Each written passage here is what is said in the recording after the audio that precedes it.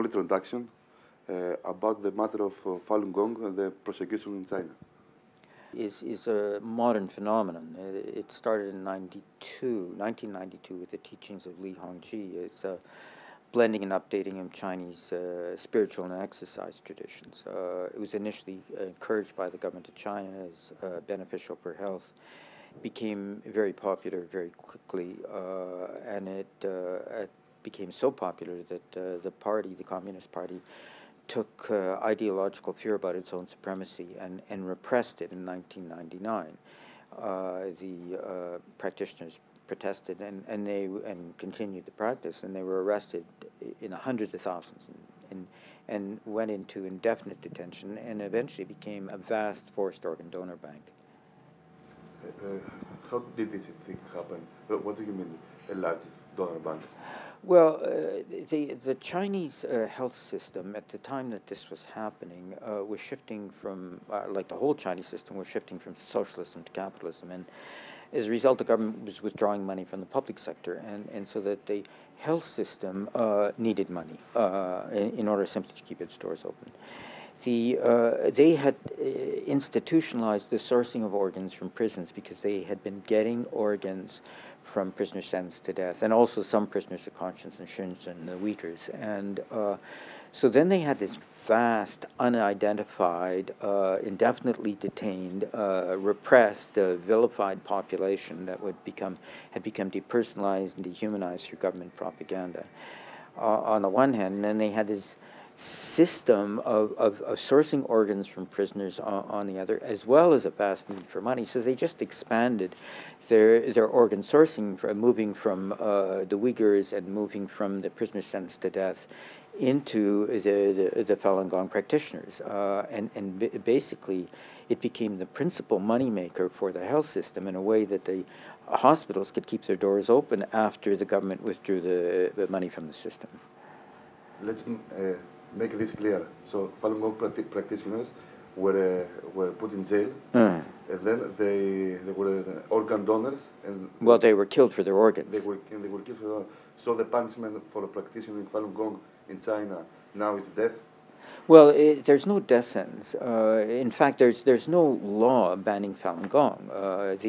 There's no a state law there's no bans. Exactly. If sometimes they're prosecuted for disrupting social order or offenses like that, but the maximum punishment is 3 years. But typically, even if they're sentenced to something, they're not released unless they recant.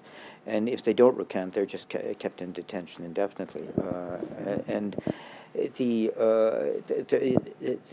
They are killed through organ extraction, but it's not a punishment for their crime. It's just it's a way for the hospitals to make money.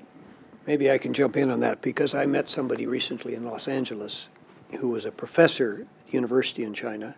He was a management consultant. He had a very good position, but when he was found to be a Falun Gong practitioner, he was sent to a work camp for 5 years. During that time, he saw his wife. She was allowed one visit for 10 minutes. When he got out of the camp after 5 years, and he was tested in the camp for his quality of his organs. When he got out of the camp after 5 years, his wife had died, his mother had died, and his 2 children were with his mother's parents. But he managed, thank goodness, to get out of China, and he's now in Los Angeles. But that's the barbaric way the system works.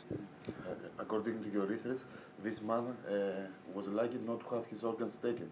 Exactly, and the way it works is that anybody, if you go to from here to Shanghai to get a new liver, for example, they will put you in the #1 People's Hospital in Shanghai. They'll take your blood and your type and your tissue type. They'll then go on their computer bank and they'll find somebody in one of the, as David said, one of the many work camps. They call them different names, but that's what they are. They're forced labor camps where people work 16 hours a day making consumer products for the West. And the Falun Gong practitioners, we've learned, are the ones that get tested for their organs every 3 or 4 months by a doctor. So if the day comes when there's a match for you in one of these work camps, and it could have been the fellow I was speaking to you about, he'll be taken out of the camp and put in a white van, and his liver will be taken out. It'll be flown to Shanghai in a People's Liberation plane, and you'll come home with a new liver. You're told probably that you got it from a convicted murderer or something like that, which could be true, but often is not true. And the constraints on the system are not the number of Falun Gong practitioners or the number of prisoners. It's the beds, it's the staff, it's the physical plan that prevents them from transplanting more than they do. In terms of organ supply, it's what they call an endless bonanza. I mean, it's there's no limit because the number of Falun Gong practitioners that are arbitrarily detained are in the hundreds of thousands. So nowadays, 100,000? Still, well, there's been no mass release of the people that were detained earlier. The only people who were released still are the people who were canned. The rest, they've been closing down the labor camps, but the Falun Gong practitioners have been moving from the labor camps to other detention facilities. They haven't been released. We can give you an example. In our book, we cited it started this whole thing going, by the way, in 2006, yeah, where the wife of a surgeon managed to leave China and came to Washington and gave a press conference, and she told us that her husband had removed the corneas from the eyes of 2,000 Falun Gong practitioners in a 2-year period, 2000 to 2001, 2003.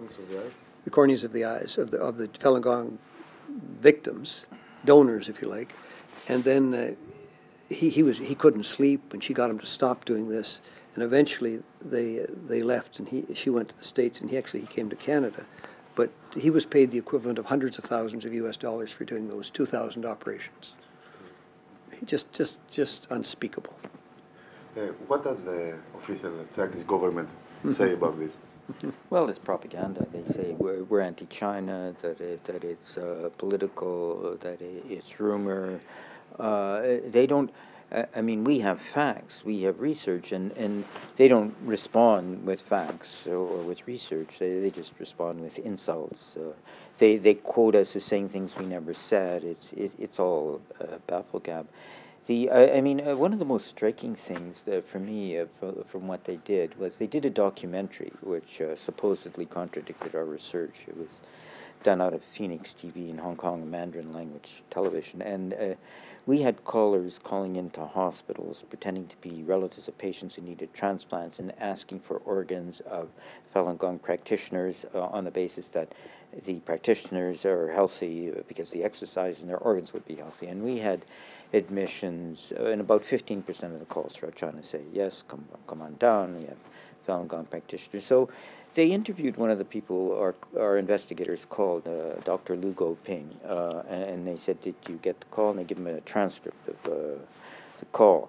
And he looks at the transcript, he says, yes, I got the call, I said this, I said that, but I didn't say anything about Falun Gong.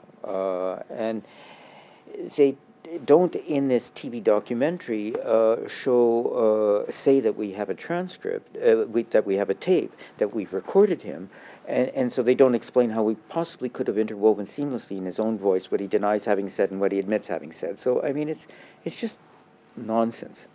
So, officially, the Chinese government says that your research and what has come up about what's happening in China is a lie. It's made up because we're anti-China. That's their position. So your motivation. Yeah. Well, David just mentioned that we got these admissions from 15 places where all the dots are all around China. Yes. And what they did when our report came out, they said we'd got 2 of the cities in the wrong provinces. That's the only error they could find in our second report. That's the book. But Ethan Gutman has done a book called The Slaughter, which came out in 2014, and talks about 60,000 Falun Gong being killed between 2000 and 2008, and about 2,000 to 4,000 Uyghurs, Tibetans, and Christians. So it's hugely the Falun Gong community that's being victimized, but it's and now we've done the update. I think I mentioned at the outset that we conclude that right now it's about 60 to 100,000 a year, which if you translate that is about 250 a day transplants, and that probably means that if not 250, say 200 people a day are being killed for their organs in China, and that strikes me as being a genocide, if not a Holocaust. And these organs are exported mainly in the West, as you said. No. Some are, but I think it's fair to say David would probably agree that most of them are going to wealthy Chinese who can pay for these organs, and there are a lot of wealthy people in China. It used to be like when we started our work there was a big transplant tourist market, and they were advertising, and there were brokers, and there's lots of stuff on websites. And after our report came out, they announced a policy they were going to give priority to locals, and they say, I mean, in Chinese statistics, you don't know what to believe, but they say that there are 300,000 people every year, Chinese, who need organ transplants. And certainly, when we were going around, and one of the phenomena we could see is that people could book transplants in China months in advance for vital organs, heart, liver, lung, kidney. And then when they arrive, they get the organs, which means obviously if it's heart or liver or kidney, not kidney, heart, liver, or lung, somebody's being killed for the organs on command. And so we'd go around the world, talk about this, and people would say, sure, that's true for foreigners, but it's not true for locals. Locals have to wait for organs. And so as a result of combinations of factors, partly I think our report, but also the frustration of the locals with what's going on, they shifted to give more of a priority to local patients. And now there's still substantial transplant tourism. I know because I've just been there recently, Korea, from Japan, but it's a lot more undercover than it used to be, and the proportions are shifted. It's not as significant a proportion as it used to be. But nowadays, since Fάλουν Ντάφα has been, let's say, on exile, they do not let. Where do they find Falun Gong practitioners so as to arrest them and continue? One of the things that I'll mention is that in Ethan Gutman's book, he puts her photograph at the back of the book, a woman who was not in a forced labor camp or not in a jail, a Falun Gong practitioner, had a doctor come to her home in southern China, I believe it was, and tested her organs in her home. And of course, she didn't know why he was doing this, but what that perhaps means is that if the day comes when there's a match for her blood and tissue type, they could come to her home and take her out of her home and take her away and take her organs and execute her or kill her in the process. Well, also that at the time of the repression of Falun Gong started in the 1999, there was these massive arrests between, and according to independent researchers, it's not our own researchers, between 800,000 and 2 million that were arbitrarily detained. Mm-hmm. And it takes a long time to work through that volume of people to do transplants. They don't need new practitioners, they can use the old ones that are still there. If I go to Shanghai tomorrow and I start practicing Fάλουν Ντάφα in a pack, what will happen? No, you would be immediately thrown out of the country. Or well, if you're a foreigner, yeah. As a foreigner, I will be. Yeah. And if I'm a Chinese, let's say. Yeah, you'd be arrested. You'd be arrested. Tell me more about your research. When did you start your research, and why? From where did you learn about this? Well, we did a combination of things. First, we asked to go into China, and I had a ridiculous interview with a diplomat from the Chinese embassy in Ottawa in a coffee shop where he basically wanted to criticize Falun Gong, but they refused to give us visas to go into China, saying they could tell us what we needed to know. In hindsight, that may have saved some people's lives, because one person, a member of the European Parliament who did go into China, talked to a Falun Gong practitioner. That man disappeared afterwards, and our friend Edward McMillan Scott thinks that man was killed. So it was probably just as well to save lives that we didn't get into China. But we did it through phone calls. We did it to talking to people who got out of these work camps. Some of them did. So we've talked to a lot of people, and I think that we've talked to people who got organs. I'll give you one example of that. Is a man went from Taiwan and for a kidney, and he went to the #1 People's Hospital in Shanghai, and he was brought 8 sets of kidneys. And none of them worked. So he went back to Taiwan, came back about 3 months later, and got 4 more sets of kidneys, till the 8th set of kidneys worked, and he's doing fine. We talked to him. But 8 human beings, and probably a lot of them were Falun Gong practitioners, were killed like lobsters in a terrible restaurant so that he could have his kidney. And that's one of the things that this movie that won the Peabody Award Hidden Harvest talks about. Maybe you've seen the movie. It's extreme. Human Harvest. Human Harvest.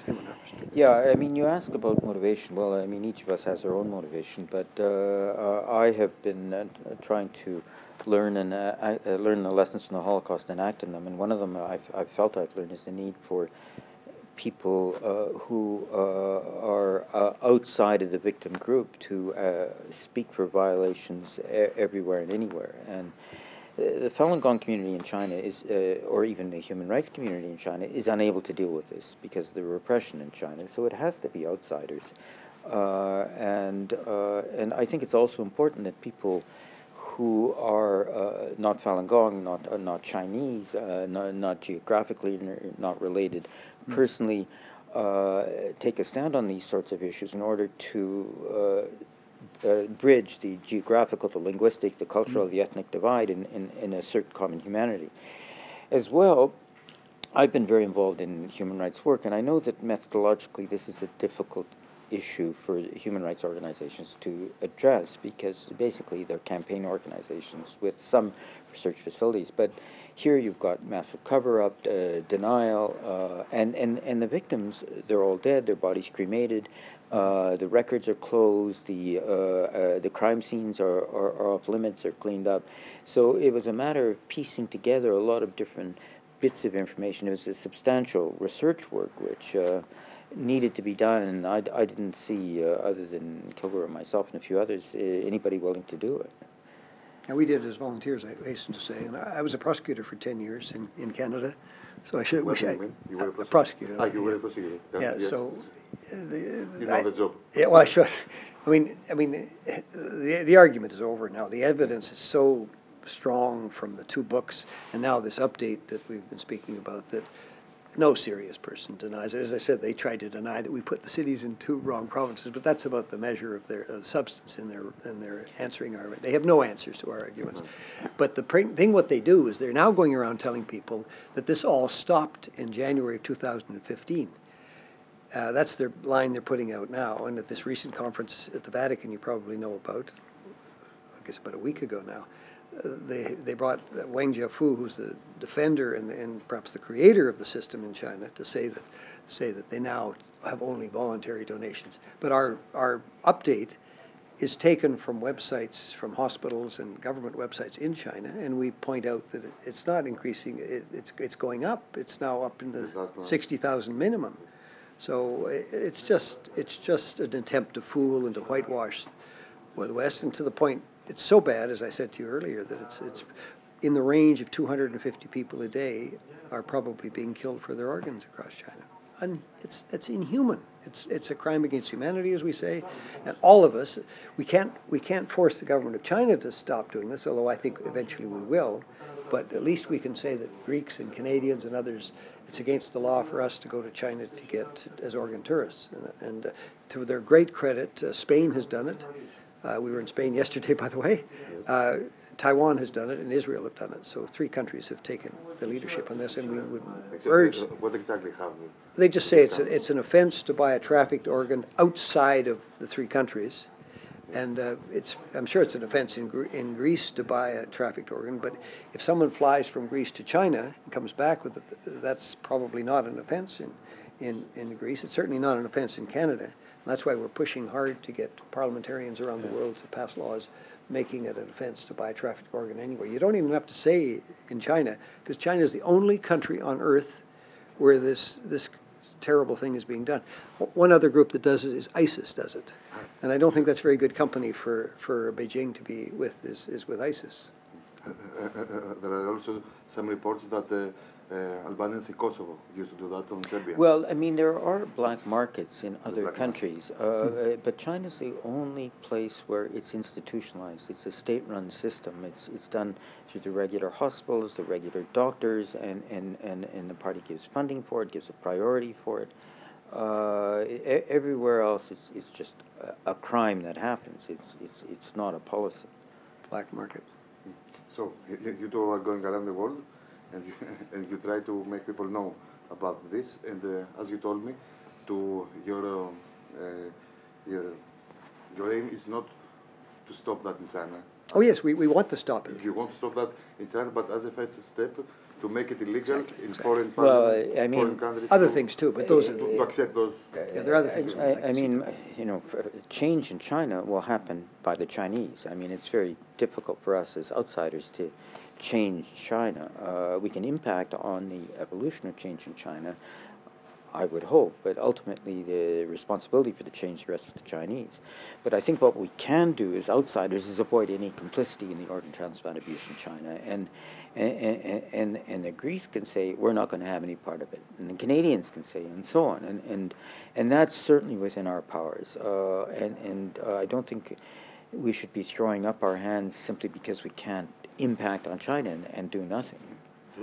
So you believe that if there is a massive reaction from countries like Canada, Greece, towards this practice of China, maybe China will stop? Exactly. And they're making a lot of money out of it right now. I think we've estimated it's $8 or $9 billion a year that goes to the surgeons and the pilots and so on who are flying the organs. But if you look on the Google, for example, Google this topic, you'll see that there's a huge number of stories now. I think I saw this morning that there's a number of stories that, thanks to people like you that are doing, I think the media is getting so bad for them that at some point they're going to say we're looking like ISIS on this issue. So we can't go on looking like our only person or group that agrees with this is ISIS. Well, I mean, what matters for the Communist Party at the end of the day is not so much making money out of transplants, it's survival of the party. And if they feel that the party is being disadvantaged by the killing of prisoners of conscience for their organs, they will stop it. Yeah. Like when they started in 1999, they started the prosecution because they felt threatened from this practice, right? This is the initial reason why they can't. Truth, compassion, and forbearance. Truth, for example, is not something the Communist Party of China. Well, those are three principles of Falun Gong. Yeah, Falun Gong. Compassion. But also, what you may not know is what happened was they had the persecution was starting in a milder form, but about 10,000 Falun Gong practitioners gathered around the party headquarters in Beijing. And unfortunately, the President Jiang Zemin came out and went around and saw people from the party, people from all walks of life, all parts, a wide diversity of people out there. And so he went back and declared war. And this demonization has started shortly afterwards. And as you perhaps, the way I often use as an example is a friend of mine went to Beijing several years ago with her mother, and they were doing a tour of Tiananmen Square, and they had a guide, and somehow Falun Gong came up, and the guide said, "Oh, Falun Gong, they eat their children, don't they?" So this non-stop demonization has been going on for so long. But as David is a student of the Holocaust, and I guess to a lesser extent I am, Holocaust and genocide start with words, with demonization, whether it's in Nazi Germany or whether it's with Rwanda, and as I'm sure you know, and this is why there are a lot of people out there in Greece and in Canada who probably believe some of this propaganda that the party puts out in China, that Falun Gong practitioners eat their children. Well, it's terrible. And as far as we know, the only thing Falun Gong practitioners are saying is truth, compassion, and kindness, right? Forbearance. Yeah. Forbearance, yeah. Forbearance. Yeah, exactly. What are you doing here in Greece? Well, we've got a presentation tomorrow night. There's a panel. There's going to be a doctor, two lawyers, ourselves, a Falun Gong practitioner, and it'd be a short snippet, a preview of a documentary about the subject. The title of it is Transplantation Ethics. So we'll be talking about ethics in this context. I mean, obviously, what's happening in China is unethical, but the question is what as I was saying before about the complicity, what the global transplantation profession, the health systems, government should be doing from an ethical point of view to avoid complicity. I mean, there is, perhaps understandably, amongst the health professionals, focus on patients, but the health profession has to think about not harming organ sources. I mean, there has to be a basic principle of doing no harm and not being so blinkered by a focus on the patients that they can't look at what's happening to the source of organs. So I think that's the sort of thing we're going to be talking about tomorrow.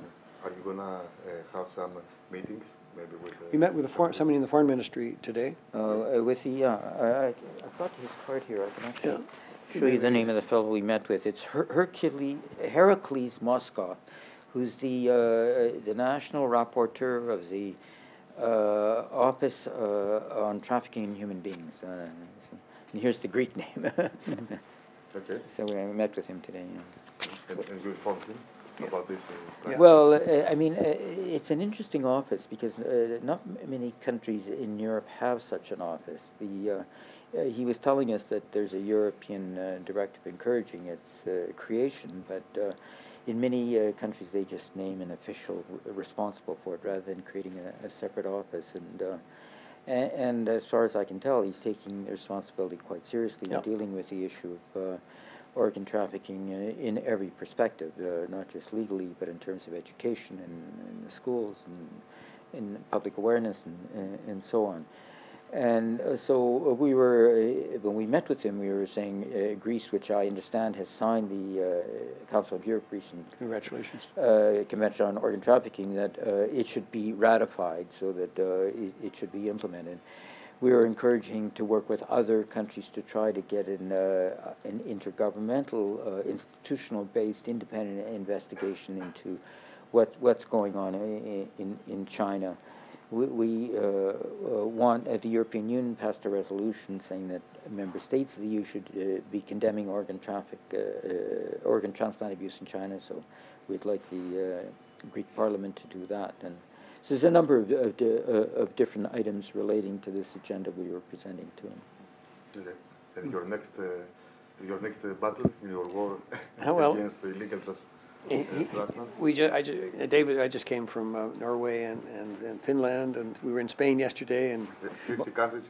We've been in about 50 countries. Yeah, well, I'm actually going Saturday or Friday to Kolkata in India, and I'm presenting at a genocide conference in Monday in India about what one can do to combat a genocide while it's occurring, dealing with this subject, of course.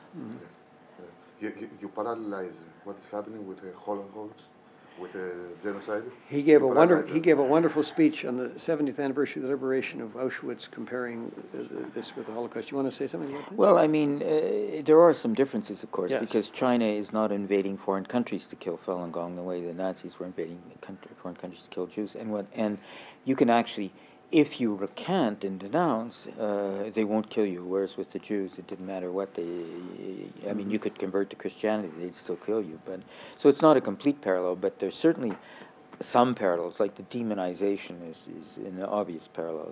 The depersonalization, the dehumanization, the cover-up. You know, one of the questions I ask is, if the Nazis had won World War II, what would we know about the Holocaust today? And I mean, that's the problem we face with the Falun Gong in China. I mean, Chinese deny it, they pretend, they cover up, and they're in control of the record. So, and they're a geopolitical power, so it becomes a lot harder to deal with. One of the fellows that was at the Vatican conference last week, Wing Jiafu, I mentioned before, he's done over 500 liver operations. And on one occasion back in about 2003, he actually was doing something in the Uyghur part of China, and he called, I think, authenticated evidence, he called for 2 livers to be available in case he needed them. Can you imagine? And he didn't need them, but two people lost their lives, so this monster could have a... luxury, sorry. Yeah, it could have two livers waiting in case he needed them. And this is the guy that went to the Vatican last week or the week before? Yeah, one of the, I think, parallels with a Holocaust that I think you can draw is the abuse of technology.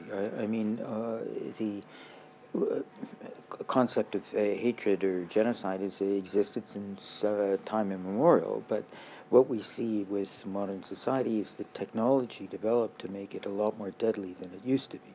And with the Nazis, we saw the bureaucracy, we saw the trains, we saw the poison gas, which were made killing on an industrial scale possible, which didn't exist before. And what we see in China is organ transplant technology, which didn't exist until recently, being used to kill people. And what you're dealing with is the same old human nature, but new technology, which makes that human nature a lot more deadly than it used to be before. Yeah, so I was drawing a parallel between what's happening in China today and what was happening in the Roman Empire thousands of years ago. Because what you saw with the Roman Empire, basically it adopted the Greek gods, the Greek art, the Greek theology, the Greek philosophy, and used it as an organizing idiom for an empire. The Roman organizing idiom was basically just an adoption of what the Greeks had done and spreading it throughout. And I see something very similar in China. I mean, communism in China is a Western import. It was picked up from Marx in Germany and Russia and Lenin, and it's used for the Chinese Empire, which is not just the Han Chinese, but it's also the Tibetans and the Mongolians and the Xinjiang and Cantonese and so on. Now, what you see happened with Rome is that at some point there was a contrary theology, Christianity, which the initial reaction of the Roman Empire was to suppress. But at some point they decided to, instead of suppress it, adopt it and replace the Greek idiom as an organizing theology for the empire, because it just had more kind of force. And this happened at the time of Constantine. And I could see something similar happening in China with Falun Gong, because communism has no real ideological hold on the Chinese people anymore. I mean, they've abandoned socialism, which was the core of the ideology of communism. Falun Gong is basic to Chinese traditions. It's sincerely felt. And I would say, in the wings of Chinese history, there is a Constantine waiting. Well, we put that in the book. The final chapter is basically what he just said, without the reference to Greece and Rome. Yes, about the revival of the ancient traditions, you mean? But a message to the Greek people. Well, I mean, I'm absolutely delighted to be here.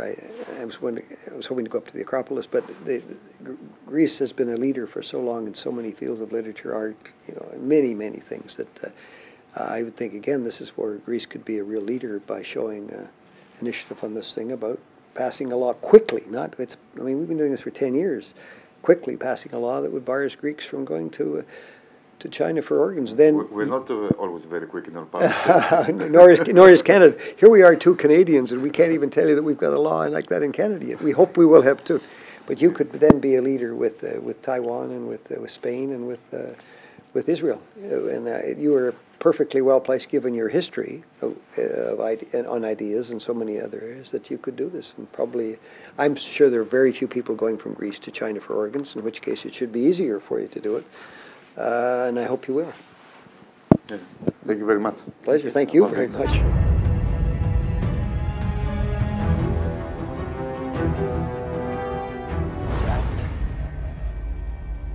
And we're going to continue to do it, like many other people, until it stops.